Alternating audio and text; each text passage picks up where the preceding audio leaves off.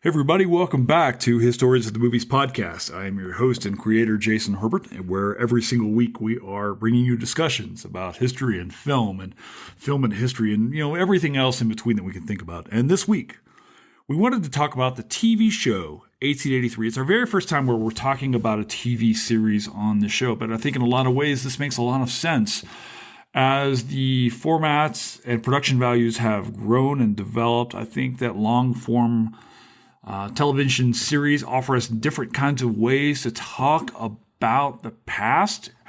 And with Taylor Sheridan series certainly coming from Yellowstone, 1883, 1923, now Lawman, the Bass Reeves show, he's talking about a lot of really interesting things in the West. And I wanted to bring that to you because I think a lot of you have voiced your interest in talking more and more about that. So I brought on for you two amazing scholars, Josh Garrett-Davis and Sarah Keyes, both of whom have experience and expertise in both in the history of film and Westerns in film, and also more recently Sarah's new book, which talks about the Overland Trail and the experiences of settler colonists as they crossed that trail and frankly died on that trail. So we talked a lot today about 1883. We talked about a lot of different books about the West, envisioning the West, what happened on that trail, what this series gets right, what drives us nuts about this series as well, our favorite films about the West, and where we think the field is going. So I think you're really going to enjoy this podcast today. I had a blast just talking to my two friends here, talking about 1883. Hope to have them back again soon. And I think you're really going to enjoy it. So saddle up, because 1883 is next on Historians of the Movies podcast.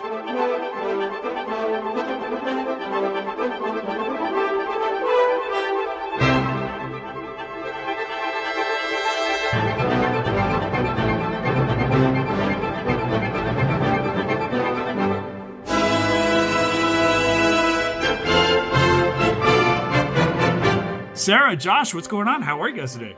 Doing great. Thanks for asking. Yeah, I'm doing well.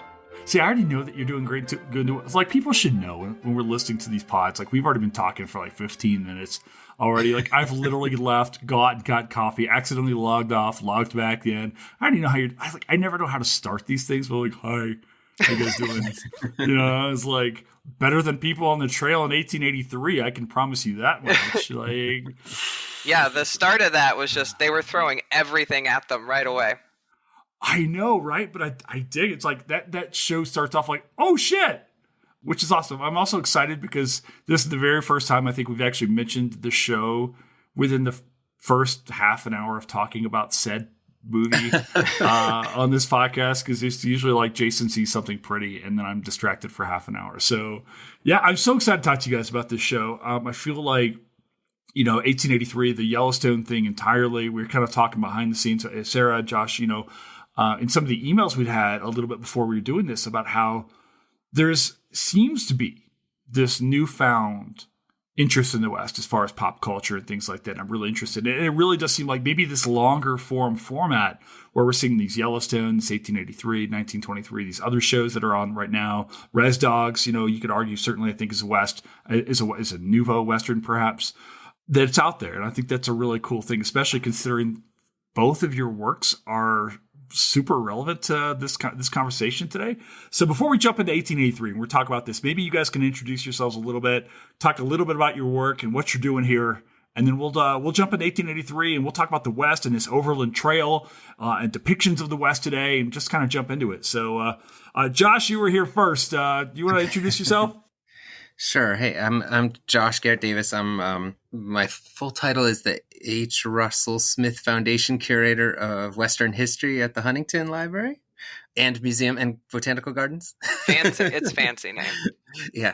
But I'm really new in that job. And actually for the past 8 years, I was a curator of Western history, popular culture, and firearms at the Autry Museum of the American West, which in a way is probably why I'm here. Because at the Autry, I inherited a film series that they screen films every month at least, called What is a Western? And through the kind of process of trying to tweak and provoke where that series would go, I ended up sort of learning a lot about Westerns, because I didn't come into it as a fan of Westerns per se. I mean, we can talk about that later, but I ended up kind of getting, when you're the curator of Western history, popular culture, and firearms at the Autry Museum, you need to learn about Westerns.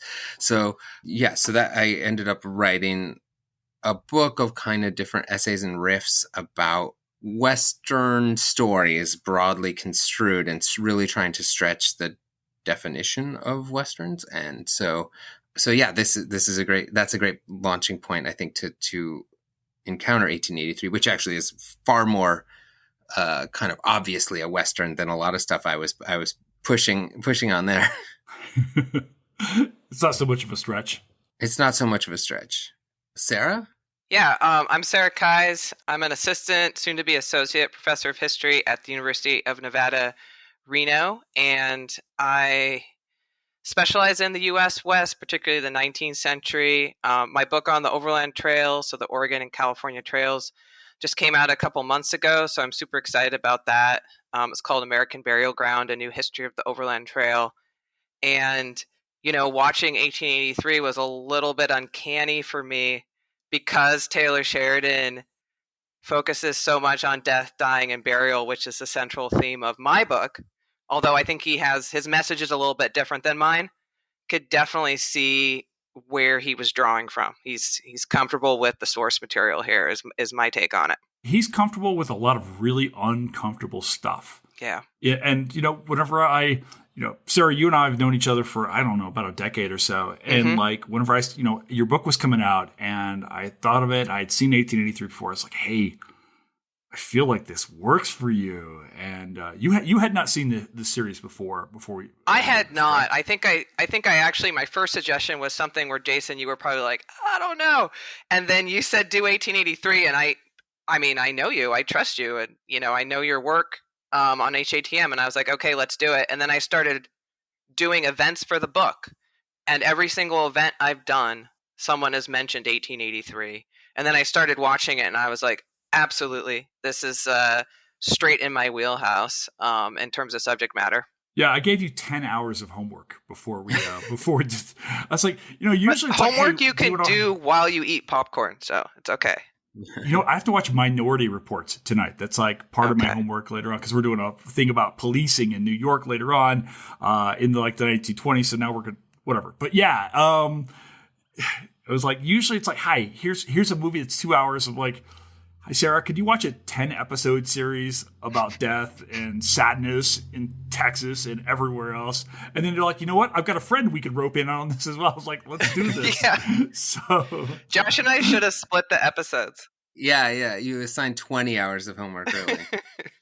Well, had we done this podcast earlier, maybe it would have been an opportunity time to kind of break down each episode. But I think really this show does really kind of feel like a definitive, real long film, because it does have a definitive end to it. There's no season 2 to 1883. I mean, I think that they're doing some really interesting things within like that Yellowstone universe by moving around from 1883 now to 1923. And I think they're going to do some set like after that, before the current Yellowstone series is set. I think they're doing some really interesting anthology kind of stuff. Almost like, I don't know, Louis L'Amour or, McMurtry. I don't know. It kind of feels esque, especially the Yellowstone series, which I don't like as much. But this series and 23 I do. But all right, quick question here to get you guys on the record for the long-standing HATM feud. Where do you stand? Coke versus Pepsi. Where are you guys at? How do you feel? I'm kind of neither, but the fact I haven't even tasted a Pepsi in probably 25 years, where I have had a Coke a few times, but I don't really. So I don't even know what Pepsi tastes like anymore. So I have to go with Coke. Yeah. Good. Sarah? I'm going with Coke because I know that's the right answer. But I'm also going with Coke because I honestly think it was a family thing. That was what we had. Like, if we did get a soda, it was Coke, and that was what we ordered. But that bite to it, and then like all the marketing with like the Olympics, McDonald's, it's always been part of the scene for me in a way that Pepsi hasn't been. Where are you guys from originally? Are you from the South, from the West? Where are you from? I'm from South Dakota, so somewhat relevant to this. I'm from Yellowstone country, or at least people who watch Yellowstone country, Yeah. for sure. Yeah, I'm from the West. I'm from California. Well, some people would question whether that was Western, but Is California the West? I think so. I think so, right? When I was, I kind of got into Western history and stuff in undergrad, and it was like my first class of college, and the teacher had us, who actually like became my longtime life mentor advisor, Marnie Sandweiss, a Western historian. She had us draw a picture or a map of the American West. And I was, I think, the only student who could actually place every state correctly. It was on the East Coast, but I did not include the West Coast. From my perspective, growing up in South Dakota, the West Coast was cool and the West was not cool. And so that I like envied urban kind of worldly places and did not consider where I was from to be part of the same world as California. Now, with the scholarly distance and thinking about history and stuff, I do consider the West Coast to be the West. But I will say that there was an instinctual exclusion of the West Coast in my head as a teenager. All right. Well, this is like my favorite question to ask, actually, which is if we can put on our Frederick Jackson Turner hats on. People are like, "Who really more Turner?" It's like, yeah, we're brought to you by FJT. What's the West? Because I was like hearing these different interpretations of like thematic ideas, right? Because we think of the West not necessarily as a direction, certainly as a theme in history. Sarah, you certainly reference it in your amazing book that I'm just going to plug for the next hour and a half. But what is the West when you conceptualize, when you talk about the West? Where, when, how, what is it? I'm going to let Sarah answer this. Oh, I have to go first? Yes, you have to go first. Well, I'm actually really excited to have this conversation with both of you because I think your training, your background, your interests means we're going to have a really nice chance to chat about this. But I actually, when I teach the West at UNR in Reno, I have my students do a map just like Josh did in his undergrad class. And they use the Mississippi River if they kind of have a sense of where that is. I always get a gold miner, I always get a wagon, so I always get the, Overland Trail in there. But then I'm in Nevada, so I get a lot of depictions of like mining and lumber and like other extractive resources and things like that. So for me, I do think of the West as geographically bound, although that changes over time, depending on, where white colonization has gotten to. And I do think of the West as a place that's both urban and rural, and one that is very much, thinking back to Patty Nelson Limerick's, groundbreaking work for New Western history. It's about, extraction, plunder, profit, and the boom and bust economy, all wrapped up in a pretty bow of the spirit of adventure, right? Which we get to sort of push back against in our scholarly analyses. Nice. I was asked this in my interview at the Huntington of how I would define, and I kind of, I hadn't planned it, but I just sort of was like, I don't even know if I think the West exists. Oh, nice answer. That's a good one. Like, what do you think, committee? Just turn it right back on them. Yeah. How would you say I'm qualified? Yeah, how would you say I'm qualified? Tell me I'm pretty. No, go on. Tell me my accomplishments. No, right. Tell me why I'm sitting here. But I just sort of, because you can keep like making counter arguments or like a reason why the Philippines is part of the American West, or why Western Massachusetts is part of the American West in a certain time and place, or and then I've been, over the course of recent years, maybe living in LA, like increasingly feeling that we're so provincial in American history, and that like at least the whole hemisphere, if not a lot of places in the world, have a lot of similar practices of plunder and settler colonialism and boom and bust economies. And so in a way, it's sort of like, there's no kind of one place where that is the case, right? And then I sort of said, but I do know that in the mind of the public, as a public historian, the West very much exists, and it has a wagon and a gold miner, and it has a cowboy and a Plains Native American person, and it's an idea. It's like a metaphor for all of that boom and bust and plunder and settlement and migration and all of those things. Maybe so I don't know. I mean, we could go around in circles for a long time on that, but That's super interesting. Well, Sarah, you reference in a lot of ways, this kind of is very similar to discourses on the South, right? Where we think about Old South, Native South, New South.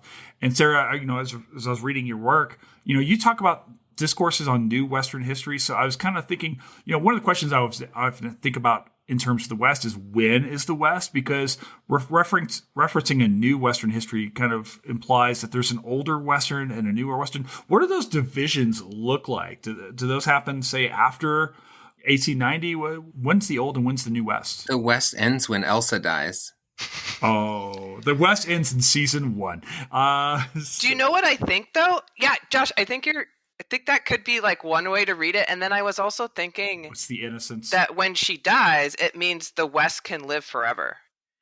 Because she's all like her like moment of life is only on the journey. And there's all this foreshadowing of how once the journey's over, she won't be able to be this figure anymore. But because she dies at the end of the journey, then her life is confined to her, Western experience. And I think you're absolutely right that this idea that the West doesn't really exist is actually what makes it powerful. That it's this idea that there is the West, that the public, holds on to these 19th century icons of the West in U.S. history that makes it so powerful and makes like the work you've done, Josh, with Imagined West and your book like so important. Thank you. No, that's totally smart. Well, can we talk a little bit about that? Because, Josh, you do so much about the idea of what is a Western, right? And one of the things that studying film over the course of the development of HATM has done is really informed me about how we understand so much of American past vis-a-vis pop culture, via film. I know that my earliest perceptions of the West were informed from a couch in Western Kentucky sitting next to my grandfather, watching the Western Channel, because that's what he wanted to watch, and all I wanted to do was sit next to him. So I watched it too, right? And that's what informed. So I had this very romantic idea of the West and, the lone gunman, the lady of ill repute who he's in love with, all the different aspects, all these tropes. Can we talk a little bit about, before we jump into 1883, about what is a Western? Yeah, I mean, sure. I was kind of coming into the Autry, which is defined as a museum of the American West. That museum was kind of not wanting to take a side about whether the West was like this 19th century moment, this, late 19th century, 1840, whatever, to 1890 or 1900, somewhere in there, or whether it includes like a lot. I think for a lot of the public, there is a sense that the West is like going out to Joshua Tree now, right? And or like just doing hiking, or there's another version of the West that's contemporary that the public has too, right? Of the West as a contemporary place. It's got beautiful national parks. It's got it's a less, even now, I think people kind of feel like a little less socially constrained, maybe than if they were from the East Coast, or maybe they're from another country. That the Western United States has a little bit more flexibility in terms of your self-identification or something. But then there's this other idea of the West that kind of ends in 1900 or something, or in Frederick Jackson Turner's case, 1890. But so I was kind of playing with that, and and just kind of not want, like, prior to me being there was sort of like the film series was kind of like Westerns from about Stagecoach, 1939, to Unforgiven, basically 1992, right? And then it was kind of like, I mean, there were a few exceptions here and there, but that was kind of the canon. But now we're moving. It's been like 30, whatever the math is, 30 some years since Unforgiven, and there have been all these other ones, and there's a lot more play in these. And I guess this kind of comes. I ended up using as a kind of shorthand for this, that perhaps before Yellowstone phenomenon, at least, the biggest Western of the past 25 years is the Toy Story series. And that was useful for me at the museum to sort of say, look, it has a cowboy. It has, it has this kind of thing, but it also has a spaceman. And also this family lives vaguely in California too, in the contemporary California. And so it's the West as this contemporary place that's just a section of this nation. And then the West with this kind of hero's journey. But there's also the spaceman, right? That's and the Slinky Dog and all this other stuff. And so Toy Story was a really useful shorthand for me in terms of making the case that there was a broader range of Westerns than that sort of John Wayne to Clint Eastwood arc. Partly just so I didn't get bored. Well, look, I'm out here in Colorado. We've got dinosaur tracks, so it works with the dinosaur in Toy Story as well. And we've got T-Rex tracks all over Utah and Montana's. So, I'm down for that. Yeah, totally. There's this movie called The Valley of Gwangi. Do you know? It's a 1960s early claymation. Well, it has claymation in a live action film, and so it's like cowboys fighting with dinosaurs. So definitely add that to your watch list. I feel like that's a metaphor for historiography right now, but we can get into that a little bit later on as we enter into hour 7 of this podcast.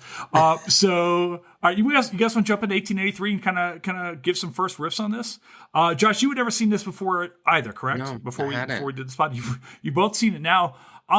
What are your first takes on Taylor Sheridan's 1883? What are your thoughts? Had you seen Yellowstone, and what were your thoughts on 1883? For me, this was my first introduction to Taylor Sheridan's work. I'd heard about Yellowstone. My department chair, who always recommends the best shows, had told me to watch it, and I did not heed his advice. So I was a little late to the party. But I started watching 1883, and right from the beginning, I was so engaged. And I wanted to find out what happened next. And I found it was so engrossing because every twist and turn, most of the twists and turns were things that I'd considered or analyzed in my book and that are really so central to the trail experience from the mid-19th century forwards. We have the fear of disease and checking people for smallpox. We have people getting cholera and learning they should boil the water, which they know kind of by 1883. They didn't know in the mid-19th century when most of my folks traveled. So to me, I just want to say, what is he going to bring in next? And how is he going to present all of these things that I've read in the historical record and thought about and written about for so long? Yeah. This is actually, I can't remember. I saw Wind River. That's Taylor Sheridan, right? Yep. Mm-hmm. Yeah. Very dark, disturbing film. Yes. Very Hard to watch. disturbing.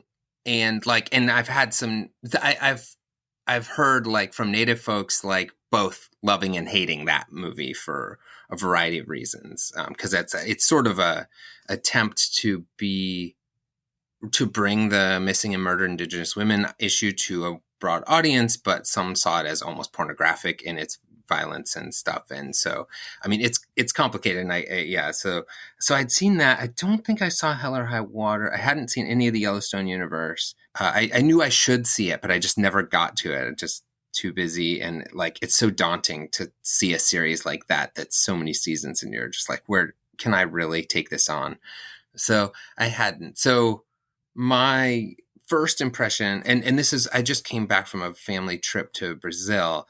My first impression is that this is a telenovela. It's an American telenovela. It's basically that it is super amped up, melodramatic, tearjerker, high drama. And I'm depending on my mood, I'm kind of either there for that or not. I'm kind of sometimes just rolling my eyes and sometimes engrossed. So I'm kind of it just kind of depends on whether I'm really willing to suspend disbelief, sort of, And partly that's probably just history, studying too much history, right? So Well, sure. I mean, ultimately, it's a drama, right? It's going to be, it's expected to be dramatic and like over the top at times, right? And before we dive in too deeper, I meant to ask this a little bit earlier, but Sarah, if we could talk a little bit real quick, you mentioned the Overland Trail experience. I know that a lot of people coming to this really kind of becomes aware of this trail, certainly through Oregon Trail. We'll talk about the game here a little bit later on. There's no way we can not talk about that part of our lives. But can you talk a little bit about what the Overland Trail is there one trail? Because I know the answer to this, but can you talk to me and the rest of our audience about what this Overland Trails are and when those trails existed?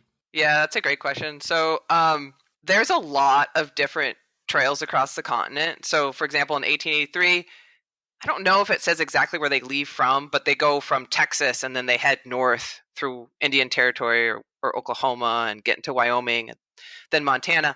And when I think about the Overland Trail, when I use that term in the book, it's really to bring together all these multiple routes where people are having a similarly dramatic journey.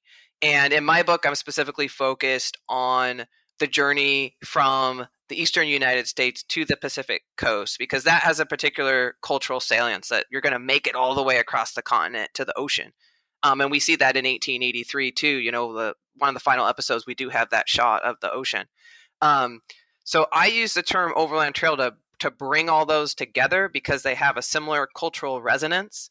And then when folks ask me, well, you're doing the Oregon or the California trails, I say, no, both. They say, well, which parts are you doing? You're doing the Snake River portion. I like that part. And I'm like, nope, all of it. So that's why I used Overland Trail. Yeah. And like, I don't want to be like a historian pedant, but like, was I correct in watching this and being like, oh, he's kind of like mixing some different time periods. Like some of this feels like it's really in the 1840s or 1850s. And then some is more like 1880s. Like there's a kind of like in total giving him his dramatic license to do that. But just like from that perspective, was I right in thinking like some of this feels like it's like a kind of mixing of a few different decades of type of experiences in one drama? Yeah, I'd say I would agree with you. And I don't know, Josh, how you felt about this, but I was confused as to why they were in Casper and then talking about going on to Laramie when they were going to Oregon, because Casper's kind of up in the center and Laramie's a little bit farther south and they were heading north. So there were a few things where I was like, what's happening? But I think Taylor Sheridan could have done a couple series on the trail experience, and we could have had the classic mid-19th century, basically, you know, his cinematic version of the Oregon Trail game, perhaps with some new twists. And instead, we're just stuck in 1883. And I think there's things about that make this show really, really good, that we're in the post-Civil War period. And I think, like you said, Josh, there's other things where I'm like, if we could parse these experiences a little bit more, then we get more of that complexity of the trail journey and the trail experience, and one that's more sort of tied in time as well as in place, because they'd be going across different places, likely, hopefully. Right. Like he needs the Civil War to be in the background, but he also needs like there to be covered wagons, and not like the railroad is kind of a little bit alluded to, but not really an option for these folks, right? Yeah. And so it's yeah, and I think that works in some ways because people like these German immigrants who are, you know, sort of they make up the bulk, the majority of the characters, even though most of them are pretty one-dimensional. Those type of folks, they really might not have been able to afford a train ticket. So you will still have some wagon travel in the 1880s. But I think you're right, Josh, too, that these references to the railroad, the passing reference to barbed wire, like this is very Turnerian, a West that's going to be over by 1890. Like these things are coming, and it's going to change things dramatically. So he gets to do kind of that dying of the West, even as he's exploring, you know, this adventuresome journey through it. Yeah, setting this in 1883 allows him to do that, right? Because like you were saying, Sarah, you know, you're probably not going to get a couple series out of this where people are like, oh, I want to see the West in 1842 or something like that. I do, but not lots of people. Right? But a post-Civil War West allows you to tell a lot of different stories. Certainly, you know, a friend of the pod, Megan Kate Nelson, has talked a lot about this in her own work, about how the West, you know, expand. You know, as we think about the war continually expands to the west when we think about the Civil War. It allows us maybe in some ways. Do you guys think about this like in terms of our main protagonist James, the Tim McGraw character? He's a Confederate veteran of the war, right? But it's set far enough removed from the war that maybe some ways you're able to like almost sympathize with. Of course, he was he's captured in Antietam. He spends the war as a prisoner of war. Like he's tweaking this to allow you to, as best you can, sympathize with a guy who fought for slavery and against the United States and all of these different things, right? I mean, so you're able to do some different stuff, saying, and again, like you were just talking about, capture this Turnerian dying of the West or changing of the West or something along those lines.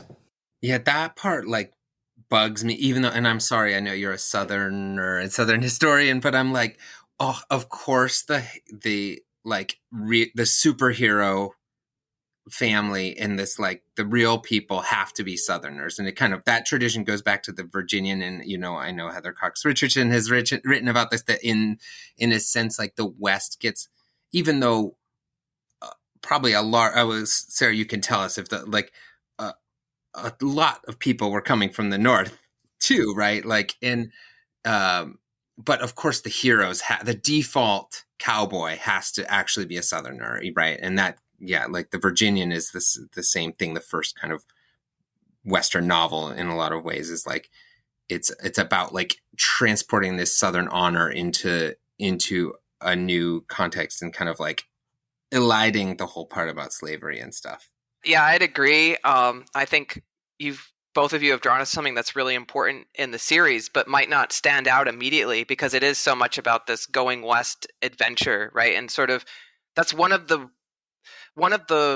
that's part of the mythology of the West that does the work, or at least the imagined work of reunification and reconciliation after the Civil Wars. We can all be Americans again out here together, right? And I think there's that really telling exchange when Tim McGraw's character tells the captain, played by Sam Elliott, doing an amazing job as always, that he basically owns up and says he's a Confederate veteran.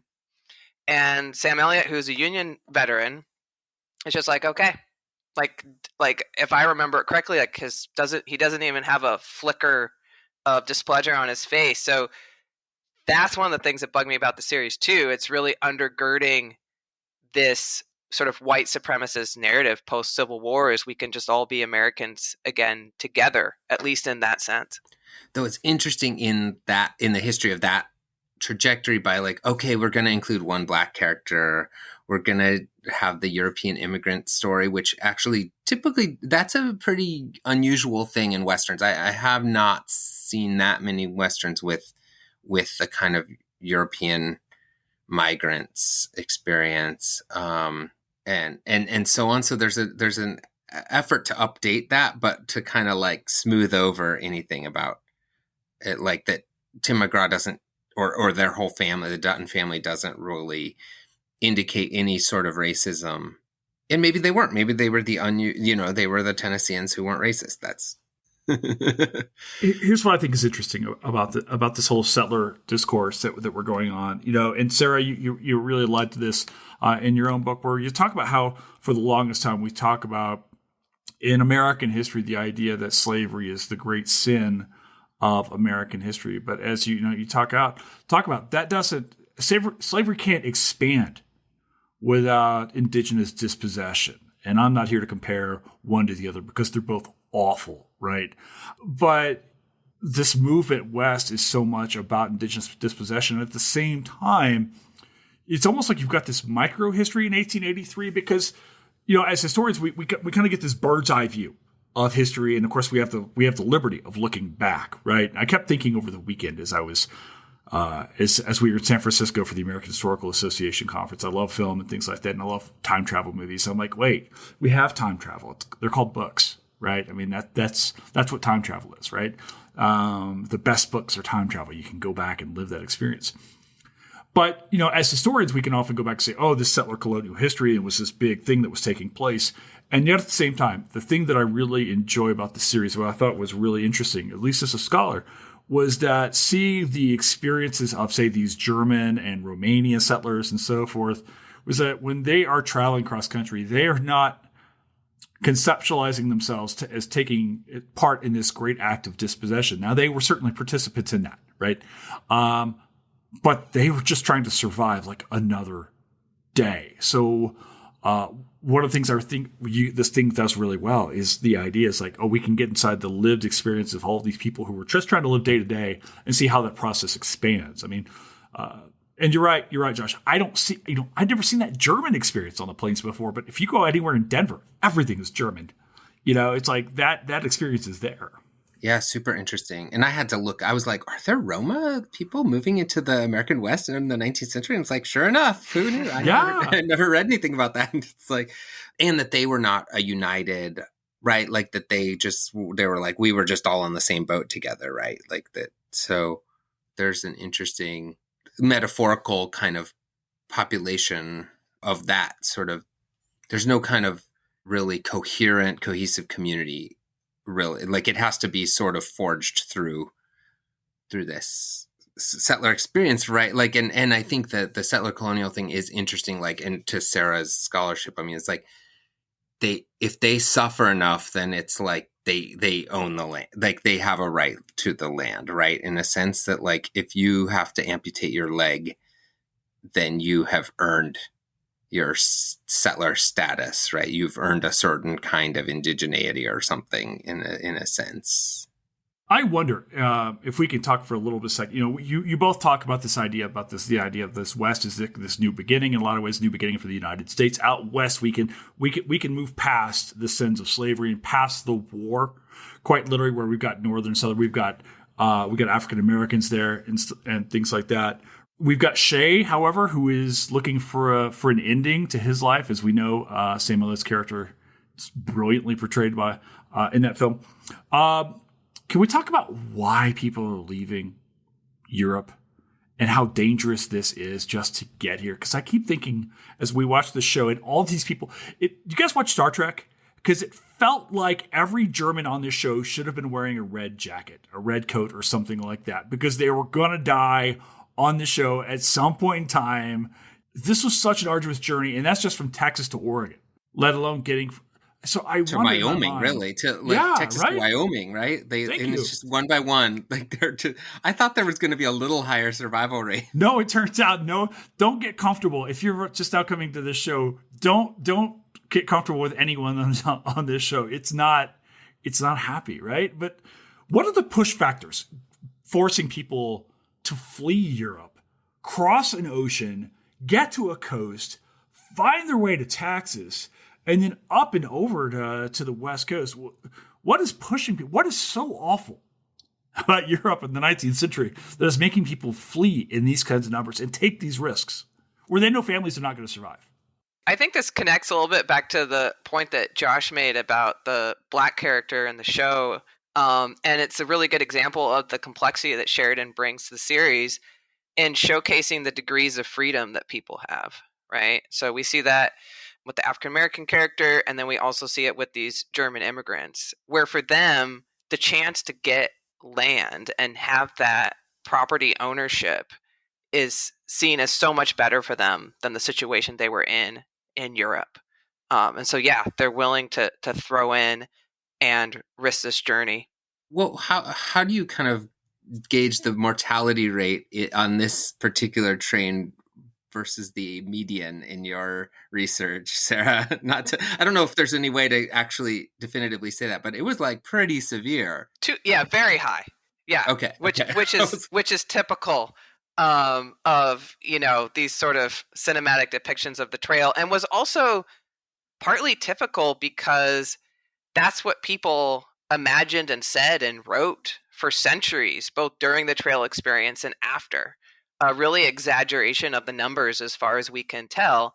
And like you're saying, Josh, that had a particular power to it in terms of sacrifices of the journey, and then imagining the West as white American land rather than native land, right? This sort of sacralization of the land, claiming of space through these dead people who had suffered to try to get to the promise and opportunity of the West.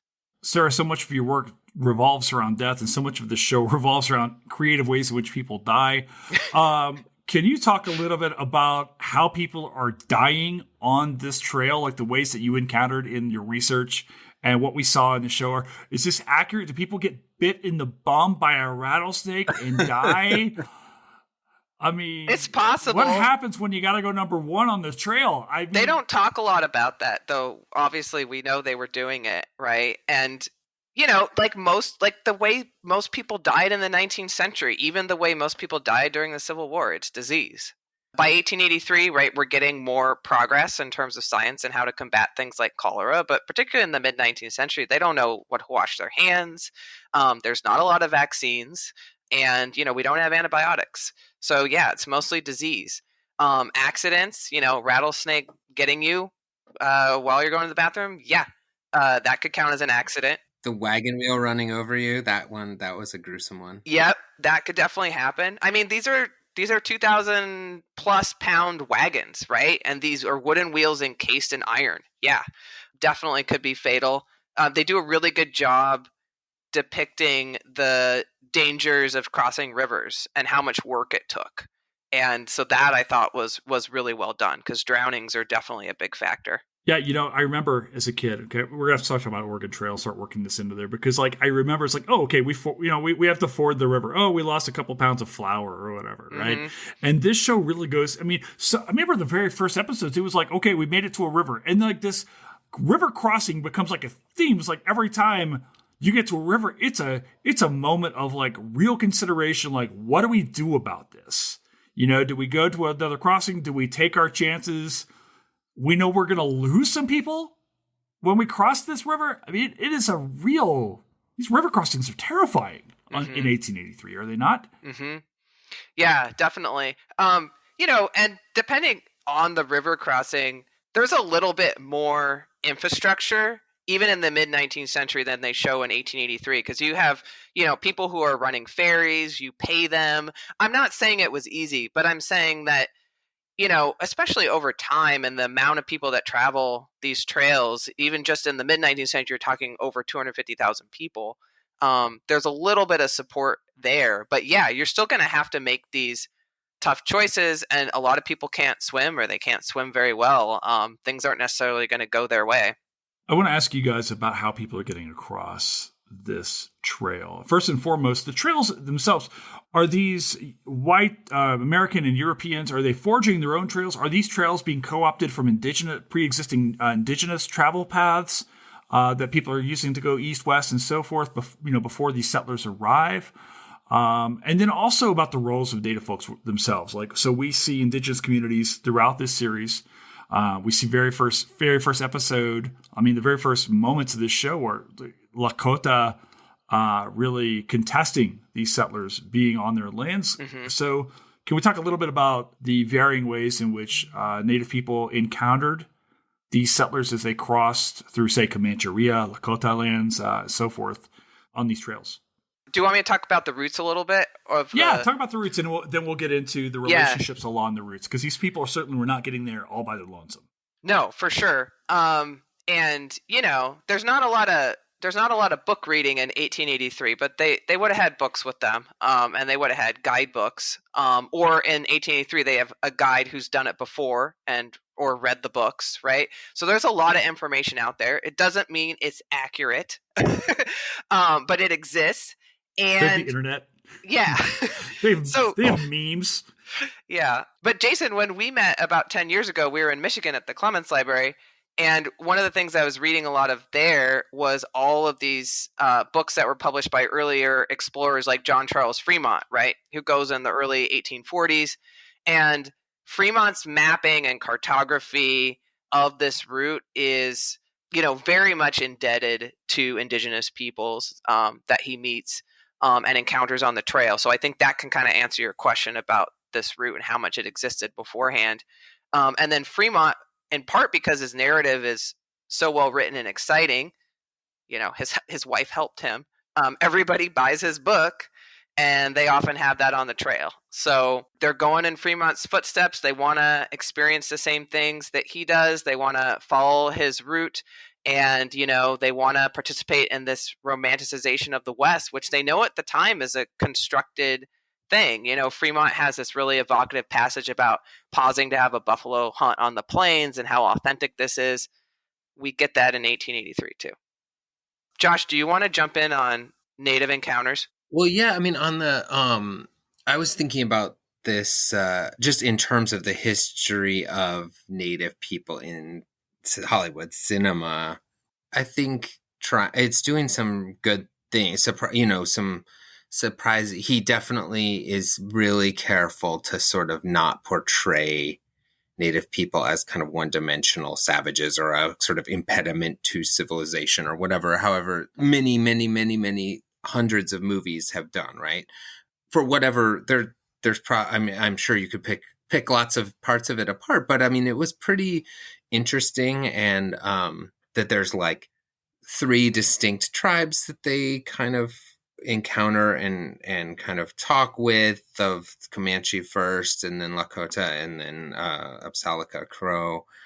Some of them speak English, some don't. Like there's just some interesting things. I mean, there's lots of historical inaccuracies, I'm sure, but I think especially in terms of what's going on in 1883 by that point. But I was kind of pleasantly surprised by the portrayals of Native people in the show. Personally, I don't know what your reactions were to that aspect, but they're sort of portrayed sympathetically, but not a little romantically, but not too much. And I don't know. What did you all think? I think that's sort of Sheridan's intent, and I think that he was mostly successful at it. Sorry, I'm going to bring up the buffalo hunt scene again, but which I think is like towards the end of the series. But I thought he did this really purposeful, smart thing where he was shooting it up, and you see Sam, who's the Comanche character, you see his face, come up over the edge of the cliff, and he's looking down at the buffalo. And for a moment, to me, it looked like a recreation of these old, really racist, stereotypical Westerns where there's always a shot of these one-dimensional, supposedly, Indian characters who are sneaking up on a wagon train, right? And they're about to shoot it down. And so he has Sam's face come over. I'm like, whoa, that's almost a recreation of those old scenes.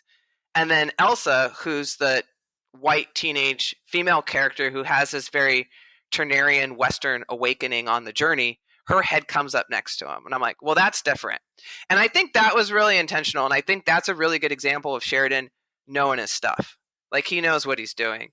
But I think Josh is right that there is a good development of Native characters. There's not a good development of the systemic forces of colonialism and oppression and the military that have wreaked havoc against Native homelands and Native nations and peoples since the beginning of the United States, and by 1883 have grown in their power, and that's absent. Right, like that, there's no reservation. I mean, they allude a couple times to a reservation, but at this point, it's like a lot of these tribes are basically in prison camps, right? Like, and so like the fact that they're out, it seems really. But again, I think this might be a place where he is sort of eliding these decades a little bit too, where he's kind of trying to have an 1850s moment and an 1880s moment in the same kind of trying to tell him almost like a synthetic story. It's just a bit trying to tell this larger story that, again, you're not going to get 100% accuracy in anything. And he seems to be trying to allude to the Sand Creek Massacre with that one, in a smaller scale, in that late kind of massacre. Though I don't know, because then it's not like a militia per se, though. It's just these outlaws, right? So that you're right that like the federal government's, the military's presence attacking Native people is pretty absent. Well, can we talk about the outlaws, because the outlaws are a big part of this story. I wasn't expecting so much outlaw in this series, and I'm kind of wondering, Sarah, do you come across this very often in your research where people are getting killed because of bandits? And I had no idea that this was going to be so much of a problem, where there were just these renegade dudes. I mean, these guys are like, I don't know, grasslands pirates is what it feels like. Yeah, I mean, again, like numbers, it's hard to measure, right? But yeah, people talk about it. And there's instances, for example, where these white immigrants who have been primed to see Native people as, liable to attack them at any moment, come upon a dead person or see a grave and think they've been killed by Indians. Sometimes they do a little bit of investigating, maybe dig up the corpse or look for evidence. And when they find things like, bullet wounds or knife wounds or whatever that they think look like things that white bandits would use, they say, oh, it was actually a bandit, right? Or vice versa. We know, and I think this is one of the things 1883 does a good job with. I mean, Native people had guns, right? There's no reason why they would be stuck with other weapons. They use a multitude of weaponry in the series. But yeah, there's bandits out and about on the trail. And both in terms of threat to life and threat of sexual violence, which comes up in 1883 too, it's definitely a distinct possibility. There are these bad actors who sometimes try to make it look like other people did the bad things, including Native people. I'm kind of wondering, Josh, maybe we can kind of jump into this idea about how, and Sarah and I have kind of talked about this beforehand a little bit over at AHA when we were there over the weekend in the West, which is in San Francisco. But this idea, we made it to the Pacific. We did. I went to the Pacific and I talked to the sea lions, which is actually, I don't know if it comes across in the archive, Sarah, but that's actually a reason why people were going to the West. There are no sea lions in Germany, it turns out. So all of this stuff is because people wanted to pat the marine life on the head. And then they could go. But I'm wondering, Josh, you alluded to Unforgiven, which I think comes out, early 90s, 92, 93, somewhere in that range. About 92. And Unforgiven is part of this, part of these films that are coming out. Last of the Mohicans, obviously Dances, Far and Away. There is a slew of films. There's Resurrection. Lonesome Dove is on right around that time period. And now here we are 30 some odd years later, and Yellowstone, obviously 1883, 1923, and we've got all these other films and things like. Are we in the middle of like a new age of Westerns? And if so, why? What is this sudden shift towards attention to the West again? Why are we talking about this? Sarah, Josh, what do you guys think? No, it's a good question because I feel, one thing I kind of learned over the course of like reading about Westerns and stuff is that there have been multiple times when people are like, the genre is done, it's played out. Like in the 20s, it happened, and then it gets sort of reinvented in sound film with the Singing Cowboys or something. And then there's this sort of epic era of the 40s and 50s of these kind of John Ford-esque type movies. And then there's sort of, people keep finding ways to reinvent it. So I think there are sort of peaks and valleys, but it doesn't ever, like people always sort of think it's dying, but it doesn't ever actually die as a genre. It's like disco. But it's like, yeah, exactly.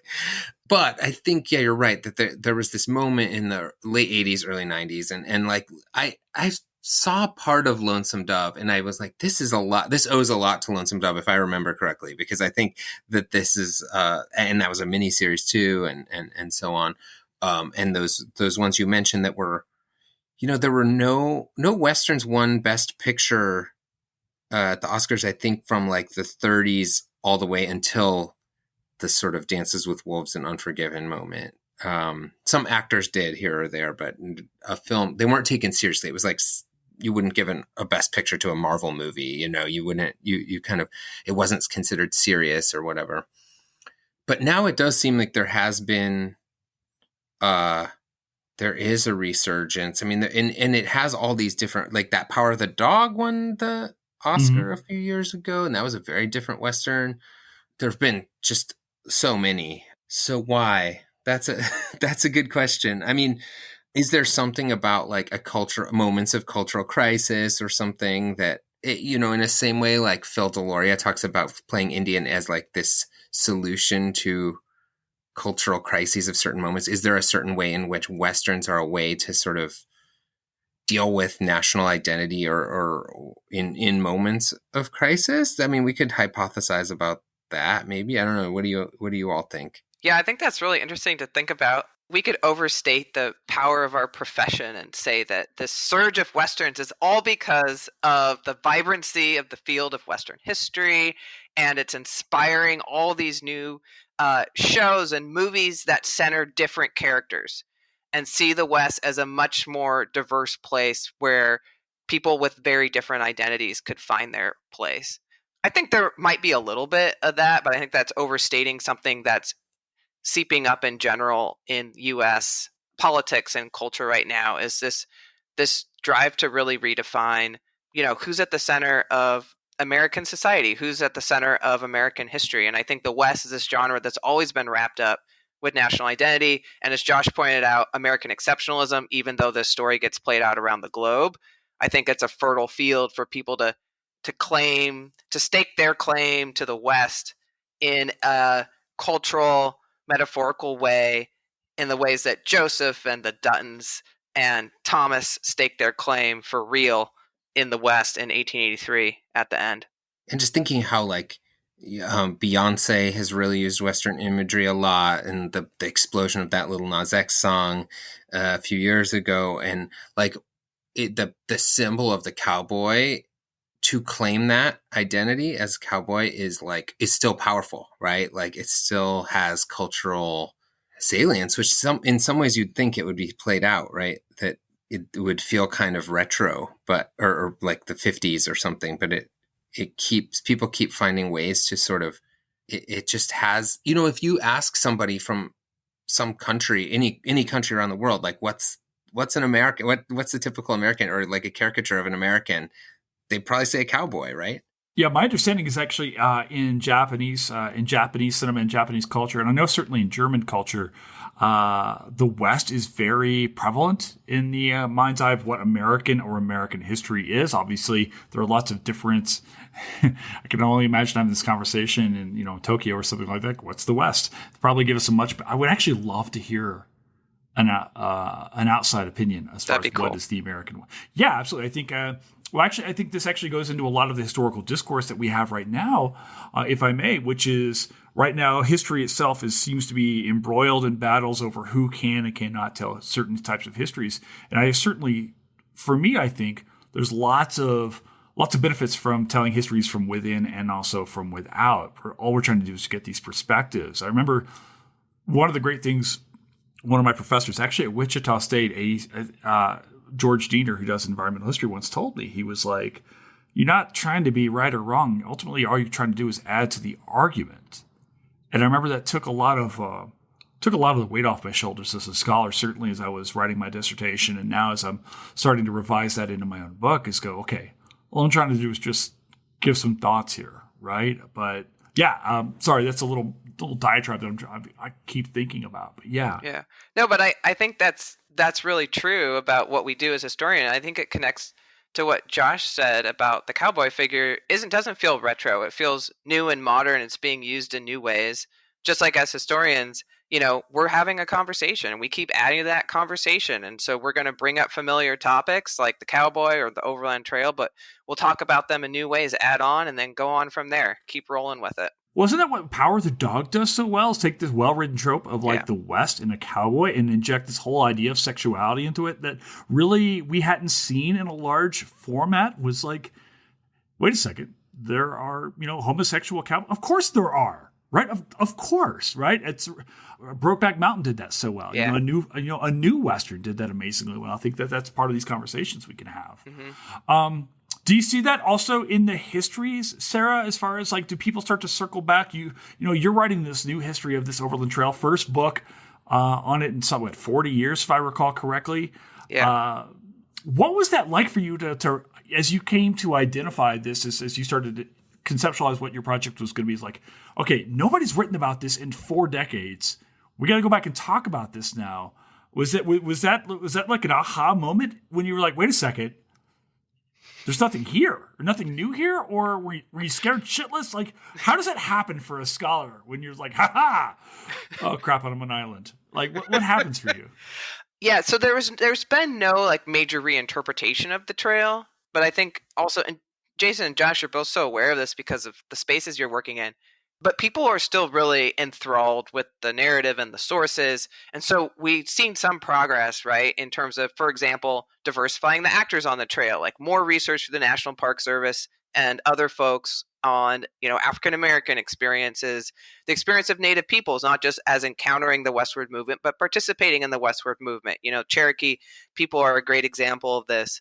So there continue to be like little things like that. But yeah, Jason, like for like mainstream academic historians in the scholarly field, they might say, like Josh would say, why are you working on this retro cowboy thing? But it keeps coming back in new ways, kind of a thing. And I kind of like that as a little bit of a challenge, even though sometimes it was a little, I felt a little undermined by people's comments. But honestly, it goes back to what we need from history is we need sources. And the Overland Trail sources, there's so many of them, and they're so rich for mining new material, new perspectives, right? Different gender identities, all of these things that I was confident they wouldn't let me down. I mean, this is a little of an aside, but I'm curious, like when you were talking about, our field, contributing to this pop culture resurgence, and sort of noticing though at like the Western History Association meeting, it seems like there's less and less, even 19th century history there, let alone like earlier, that there are very few panels on these kinds of topics. And I'm guilty of this myself and working mostly in 20th century history in my own academic research. And so, but yeah, that I think I've heard people observe this, and sort of your topic maybe in some ways got caught up in that there's some sort of, we need to almost rediscover the 19th century as a topic. Yeah. And when I was thinking about historians' influence on, this resurgence or potential influence on this resurgence, I think it could be like this, delayed response to the 90s and the early 2000s, right? Because I absolutely agree with you, Josh, that our field, and I don't know if, Jason, this is true for your field as well, but and for good reason. Like it's 2020. I was going to say it's 2023. It's 2024, right? Like moving forward in time is important. Like our undergraduate students and our high school students, like they are 21st century folks. So yeah, we need to get there. But I mean, I'm always going to be connected to the 19th century West, and I hope more people do work on it too, because I think it's important. And I think it's important not only because it's this time period that precedes, it's really a time period where we can see things like Native power operating very strongly. We can see moments to push back at the idea that there was something inevitable about U.S. expansion, because it just wasn't. And I also think that because these cultural icons of the cowboy and the wagon and even the railroad persist, that the more we can revisit them to re-understand them, the better we're going to understand our more contemporary presence, or contemporary past, and our present. So. No, I totally get you, Sarah. Like, and for my own work in Florida, so much I started to read in the West to start to rethink what Florida is in the 18th, early 19th centuries. And I think a lot of the processes that you start to say that are demonstrated in 1883, we actually see in Florida much earlier, as far as certainly governmental policy. And a lot of the actors who are on stage in what we'd consider the West, guys like Sherman and so forth, really kind of cut their teeth in Florida. I see him in Fort Lauderdale in 1841, and there he is, talking to Coacachee. He's got those relationships. So it's really started to get me thinking about maybe we can tell a Western history of Florida, and kind of borrowing from that, which is kind of perfect for those of you attending the Western and Southern conferences in Kansas City later this year. I want to ask you guys about your own scholarship, if I may. Certainly, the two of you have published. You're reading all the time. I'm sure you're thinking about maybe your next projects or the things that you do. What are the books? What are the works? Maybe 3 or 4 books that, in your own mind's eye, you think, wow, this is something that really influenced me to get to where I'm at now. What are, a couple, 3, 4 books that really got you thinking about what it is that you do? Mm-hmm. I want Josh to go first because I really want to hear what he says. If that's not putting you on the spot. Well, sure. Well, on these Western topics of Western, and I'm not typically like a literary theory type person or anything, but I really found helpful there's a British scholar, I think, named Neil Campbell, and he wrote a couple books about the sort of image of the West. But the one that was most helpful for me was called the rhizomatic West, and using this sort of, I think it's like post-structuralist sort of idea of the rhizome in narrative, and that it's kind of everywhere and nowhere all at once. It's like the difference, just to explain a rhizome for, because I don't know, some people are into theory and some people aren't, but like a tree is like an arborescent narrative is like a, so-and-so begat so-and-so, a sort of linear narrative. And rhizome is like grass, like just kind of, there's no trunk, right? There's no single thing. And sort of he follows icons of the West into transnational spaces, kind of like the German and Japanese things you're talking about, or into kind of unexpected places. I ended up, the big thing that I worked on at the Autry was reinterpreting the permanent gallery on Western storytelling, and that includes the Western genre, but other stories. And like the international Westerns was a really interesting sort of thing to work on. We ended up creating this touch screen that had a world map and about 40 countries highlighted where here's an instance of Western mythology there. And that could range from like how Theodore Roosevelt used the Rough Riders in Cuba and sort of American imperialism, to a youth movement in Congo in the 1950s, dressing up as cowboys in a sort of resistance to Belgian colonialism, right? Like there's all these facets, and it can be used in many, many ways. And so I think that rhizomatic West kind of helped me think through this kind of West that kind of is not a single tradition in that sense. And then my great sort of, for my own research, as I said, I'm doing 20th century Native American history in my dissertation, and then I'm trying to revise that into a book now. That's about Native sound media in the 20th century, mostly starting in 1890s, but mostly in the 20th century. And Phil Deloria's Indians in Unexpected Places is like, I have to even tone down my fanboy-ness on that book. No, I fanboyed all over Dan Flores in the current episode. Now. Okay.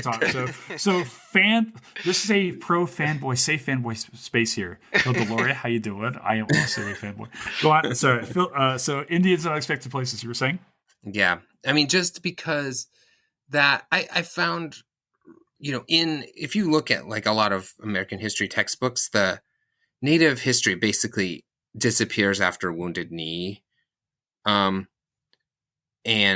then might reappear in Red Power maybe for a minute as part of the civil rights era and stuff, but really that those years in between have not, at least not, but a lot of scholars have worked on it, but especially on boarding schools and a few other topics. But the early 20th century is sort of still, it needs to break through at least to a wider audience. I know scholars have been working in that area in various topics, but to think through that area and what that era and how Native people responded to the 20th century and created modernity in the 20th century, and in the face of expectations of their non-modernity, it was just so helpful for me in terms of thinking through that era. So those are some of my greatest hits that I can think of at the moment.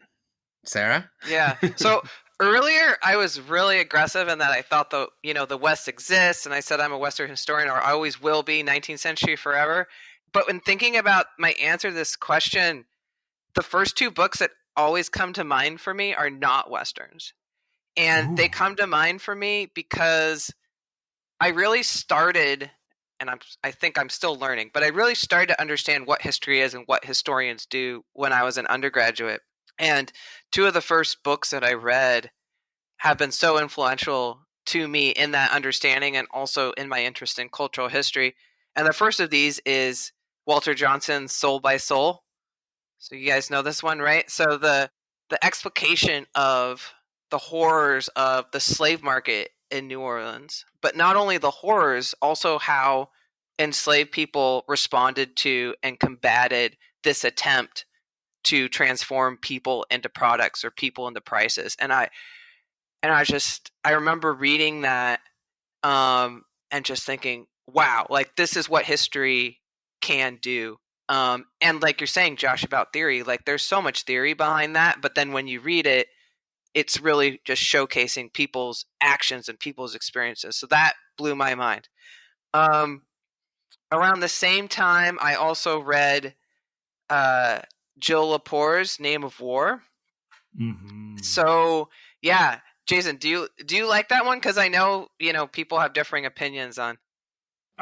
It's actually my favorite work that Jill has done. I don't know Okay. Jill Lepore, so we're saying we're whatever. Jill, if you're out there, what's up? I read Jill Lepore. I read Name of War and Comanche and Pekka Haimalanen's The Comanche Empire in the same class at Wichita State. And those were two foundational works that really kind of got me thinking about doing Native history as a career. I think they're both Jill and Pekka are amazing wordsmiths, as is Walter Johnson, by the way. Yeah. I had to, was it River of Dark Dreams I read. Kirsten Fisher, I don't know if you know her work, had us read River of Dark Dreams at Minnesota when I was doing graduate school. And all I could think was, holy shitballs, this man can write. So, I mean, oh my gosh, anyway. I really liked, what I dug about Jill Lepore's book was the way that she talked about the symbolism that Indigenous people were using when they were pushing back against these colonists. This is a very bloody book. It's not a happy book. It's, and look, these conflicts between Native people and colonists over land were quite literally conflicts over life, right? And over their own future, generations of their descendants. So when Jill narrates these ideas about how, Indigenous people would cut open these colonists and shove back in their Bibles. This was a real, putting mud, it's like you want the land and then shoving, dirt into their mouths, like, choke on it. I mean, for me, it was like this is really vibrantly talked about, this exchange between Native people and colonists. So I'm sorry, Sarah, that was hijacking your it's piece. super helpful. I loved it. Yeah, it's super helpful. I completely agree with you with how powerful that book is. And then again, the detailed evidence of how, like you're saying, Jason, what violence meant and its symbolism.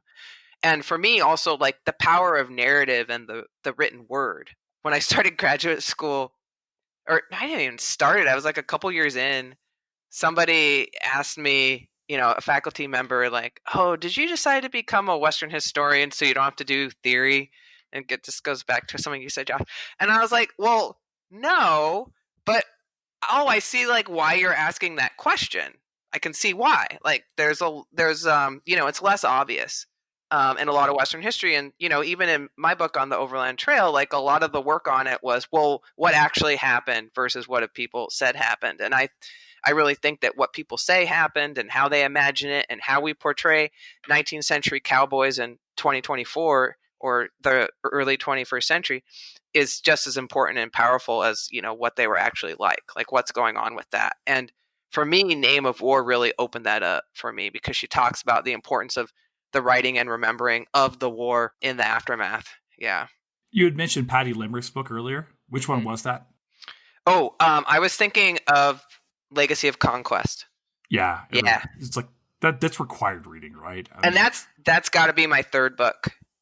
Also same time period for me. And the writing you picked, it's interesting that you picked good because there are a lot of history books where the arguments are great and the evidence is great, but they're not written like those books that you just described, right? Yeah. It's interesting that that's an element that stuck with you. Yeah. All right, let's talk about films. Let's go back here. What are your favorite films on the West? One that I like to, my provocateur side likes to sort of say because I've been asked this question a lot in my work history, that I just like to say to provoke, because a lot of people would say it's not a Western, is this movie called Walker from the 1980s. And it's about the filibuster William Walker, who went to Nicaragua in the 1840s. So it's the director Alex Cox who made Repo Man. And I think I understand that like Repo Man was made on a low budget and like was a huge hit.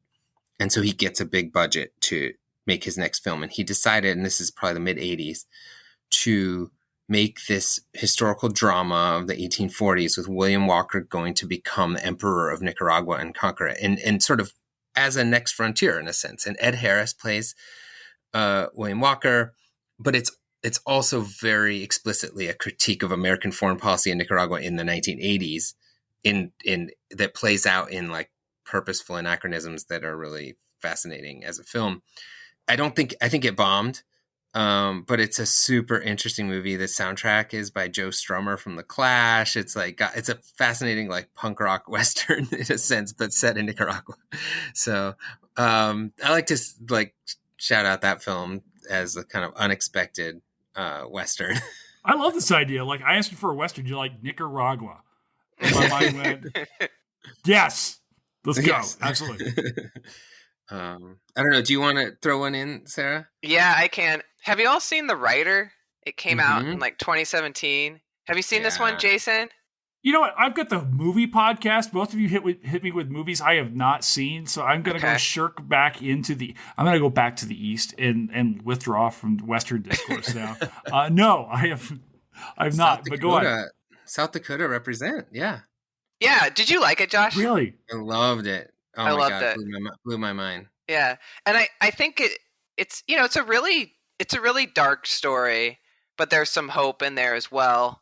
And the way it's sort of like rodeo riding, as like maybe see it as the one way out of where they are, and then the dangers that come along with that. One of the big arcs of the story is a young writer grappling with stepping down. He's got a friend who's been paralyzed from participating in the rodeo. But I think it also does a really good job of one of the things I don't think we've talked about yet is when I think of Westerns, one of the things I think about is the landscape and the environment, like as a character, not just the backdrop. It's like an integral part of the narrative. We see that in 1883. The writer does a really good job with that too. So landscape, but also just animals, right? So the horses play a big role in both of those too. But yeah, I just love the writer so much. And it came out at this time where there were it's a little bit of an arty independent film. And it came out at a time where a lot of arty independent films were those people in New York with feelings who were, talking at each other. And then we got the writer and I was like, it's like literally people who don't talk at all. Yeah, that's true. So, but it literally like a breath of fresh air. I could almost like feel the winds of the planes, watching it. It was just great. I love that film. Yeah, it's super interesting. So, like, it's by Chloe Zhao, who then made Nomadland after, but she had made her like grad school, or her first film was she's Chinese American, like an immigrant from China. She had just read about Pine Ridge Reservation and just like showed up on Pine Ridge and decided to make a movie. And it's called Songs My Brothers Taught Me, I think is what it's called. Okay. And it's a lot of like first-time actors or local folks. There's a couple of professional actors. It's a story a little bit that I've seen in kind of indie movies about res life over the past 25 years or so. But pretty good, like pretty interesting. But she ended up making a lot of friends, I think, on Pine Ridge. And then this cowboy in The Rider is also Oglala, citizen of Oglala Nation. And but it's a totally different sort of side of the reservation than it's like the cowboy side. And super interesting. And then, in fact, there's a couple moments in South Dakota in Nomadland too, where they're not as obvious native connections, but it's a little bit there. So I'm a big fan. I actually got to give her a tour at the Autry. I was like, you did? Fanboy. Lucky. Oh my God. Yeah. Have either of you seen First Cow? Not yet, but though Kelly Reichardt would be one of my people. And it came out right at the beginning of the pandemic, right? And I just haven't ever gotten to it, but I love her other movies. So I'm like, why have I not seen this yet? What's it about? Yeah, right? What's it about? First Cow? Yeah, First Cow. Okay. Takes place. I need to know what it's about. I actually read part of the novel. There's like, or at least part of it is drawn from a novel. There's this novelist, I think his name is John Raymond, that has written a lot of her screenplays. So this is the director of Meek's Cutoff, which you probably have seen, Sarah. and it came out right. Like, I think it must have come out in March of 2020. Allow I me think to give you, I'll give you the blurb from Amazon because it'll does a better job than I can. Two travelers. And this is my narrating voice. This is my audible audition voice right now. Two travelers on the run from a band of vengeful hunters in the 1820s Northwest dream of striking it rich, but their tenuous plan to make their fortune on the frontier comes to rely on the secret use of a landowner's prized dairy cow. So it's 1820s is the West, right? Yeah. So, all right, let me ask you maybe our ultimate question here at Historians of the Movies podcast. We'll come back down to 1883. We'll go back. Is 1883 a history show? Yes. You can say yes. You can say no. Josh, you went on the record to say Toy Story is a Western. Yeah, exactly. No, I mean, but is it a history? I mean, to me, but the history is this, as you were saying, a dialogue between past and present, right? Like, it's a continuing conversation. And I would say this is part of the conversation about the past, even though it's a fictional and creative, takes creative license and so on. But for me, I have a capacious view of history. So yes.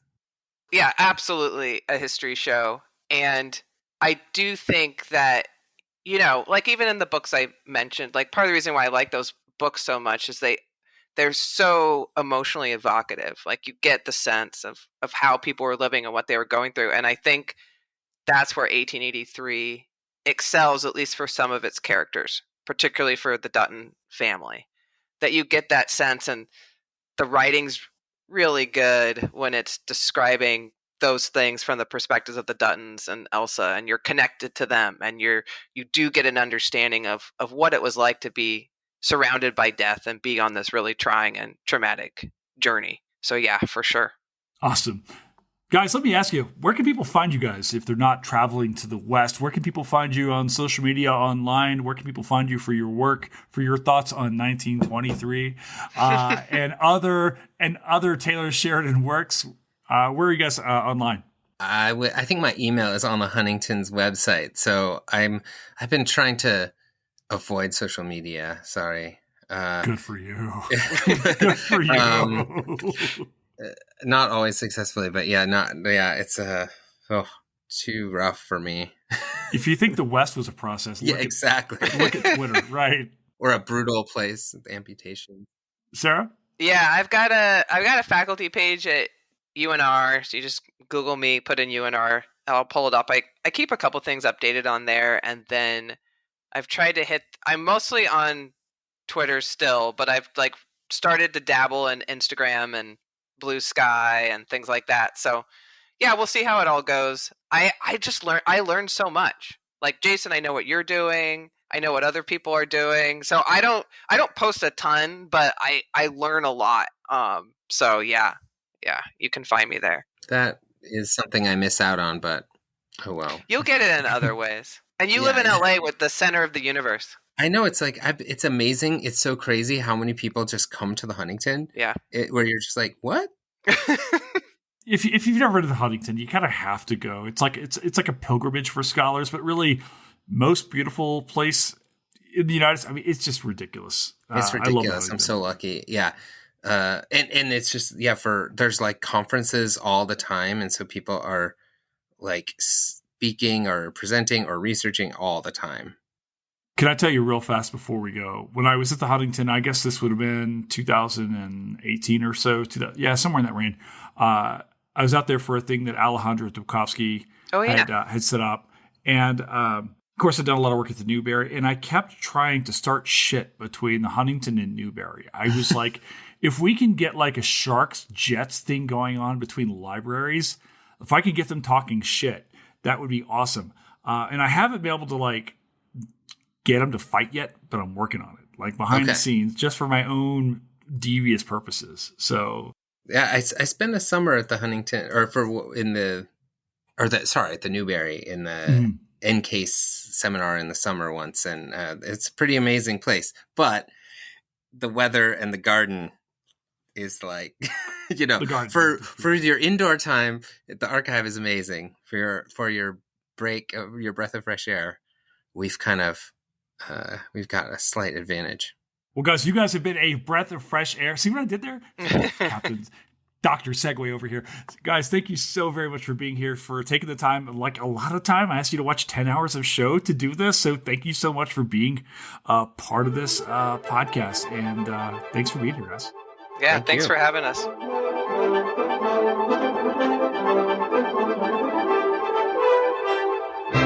And that's a wrap here at Historians of the Movies. Thank you so very much to our guests, Sarah Kais and Josh Garrett-Davis. Thank you guys both so much for being here and talking to us about 1883. I had you guys watch 10 hours of shows to be on here, so thank you so much. Fletcher, our producer, thank you for being here, for producing this show. And of course, thank you most of all to you guys, the listeners, for being part of this. Thank you for sharing this on social media. Thank you for continuing to listen in, for sharing this with your friends. Thank you to the dog, who is currently chewing a large bone and making noise back behind me as I'm recording this. So continue to be here. Thank you for being part of all of this. We're going to have some more podcasts coming for you here real shortly. And that's it for now. So ciao for now. Talk to you later.